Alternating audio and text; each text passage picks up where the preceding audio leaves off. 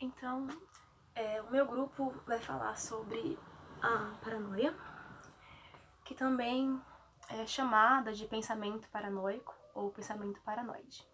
Ela vai ser caracterizada por delírios e alucinações e por um sentimento de perseguição, né? O sujeito vai acreditar que está sendo perseguido, que está sendo explorado, que tem alguém querendo causar a ele algum mal. Então seria isso que também vai diferenciar essa paranoia de uma fobia, né? Onde também há um medo irracional. Porque na paranoia, a culpa é de uma outra pessoa. Então, eu estou sendo explorado, perseguido, né? Alguém quer me causar algum mal. Então, existe esse outro alguém em quem eu coloco a minha culpa, né? Isso que vai diferenciar. A paranoia, ela pode advir de fatores genéticos, hereditários, bioquímicos ou também através do estresse. É importante salientar que ela é uma psicose. Então, existem três conceitos, três classificações onde eu posso colocar a paranoia, né, e identificá-la. Eu também vou falar sobre dois casos, né, um fictício e um outro caso real, que foi muito importante para que Freud conseguisse entender melhor essa paranoia, conceituá-la. Então, o primeiro nível, a primeira classificação seria o distúrbio de personalidade paranoide. Nesse distúrbio, o indivíduo vai ter ali seus pensamentos alucinatórios, vai ter ali os seus delírios, mas ele ainda, num nível mais baixo, ele vai conseguir ter essa rotina social de trabalho, né, de convívio com outras pessoas normalmente.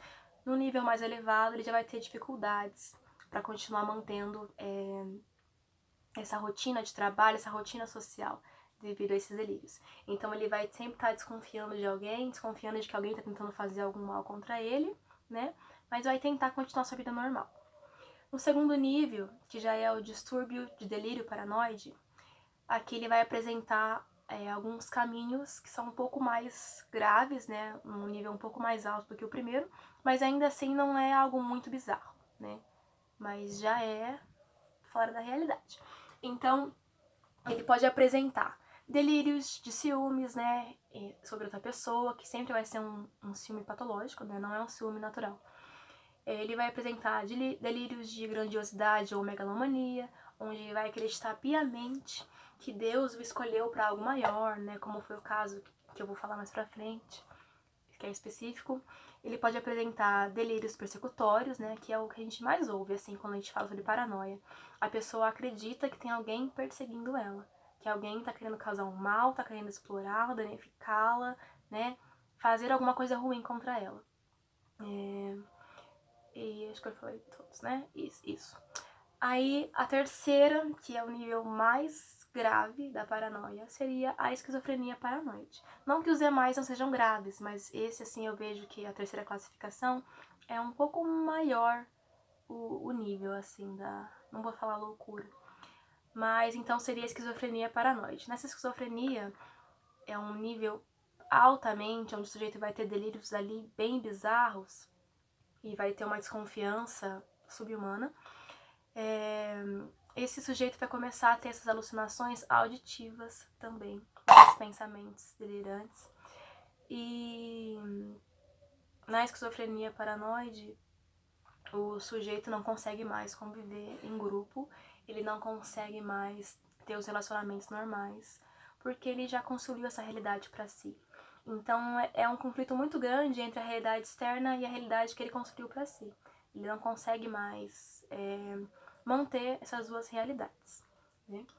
Esse caso a gente pode observar, não vou lembrar agora o nome da novela, depois eu trago para vocês, mas o personagem Tarso, ele tinha esquizofrenia paranoide e era nítido ali, ele tinha os momentos onde ele estava alucinando e ele ouvia vozes, ele ouvia pessoas falando com ele e ele acreditava a todo momento que ele estava sendo perseguido por sabe lá quem, né?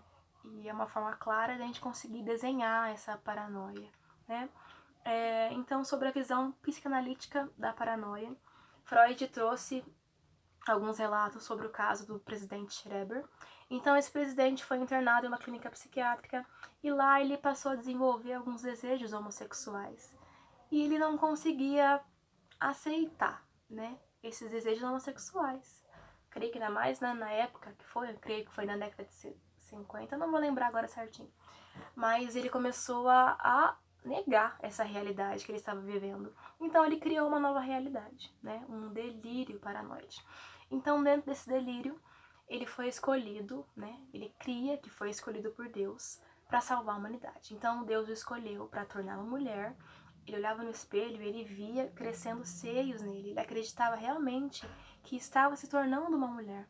A pedido, pela vontade de Deus, a culpa é de Deus, né? Pela vontade de Deus, para que Deus pudesse copular com ele e assim desenvolver uma nova raça, construir um novo mundo.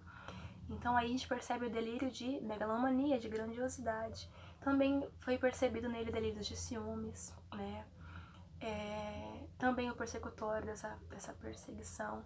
E também foi percebido que existia libido investida no ego, né? Nessa supervalorização dele mesmo, dele ter sido escolhido, dele ser tão importante para algo maior, né? Isso foi percebido no caso Schreber. E é muito interessante. Ele, para desenvolver tudo isso, para não ter que aceitar a sua própria realidade, ele criou uma nova. O que a gente também percebe no filme A Ilha do Medo, onde o personagem principal, a esposa dele matou os filhos dele e aí ele matou a esposa. E como isso foi algo muito traumático para ele poder aceitar, ele negou e criou uma realidade nova. Nessa realidade nova, ele era uma outra pessoa. Ele era um investigador, um detetive, que estava no hospital psiquiátrico, onde o mesmo estava internado, e ele estava lá para investigar um caso do desaparecimento de uma outra paciente. E durante o decorrer do filme, ele tem várias alucinações com a esposa e os filhos, né? Nesse conflito da realidade externa, que é a verdadeira, o trauma que ele tenta negar, e a realidade que ele inventou, que ele criou. E é bem interessante, né? Caso vocês queiram ter uma visão melhor do que é a paranoia e entender esses 3 níveis de paranoia, eu indico esse filme e também o caso do Schreber, que é muito interessante. Obrigada.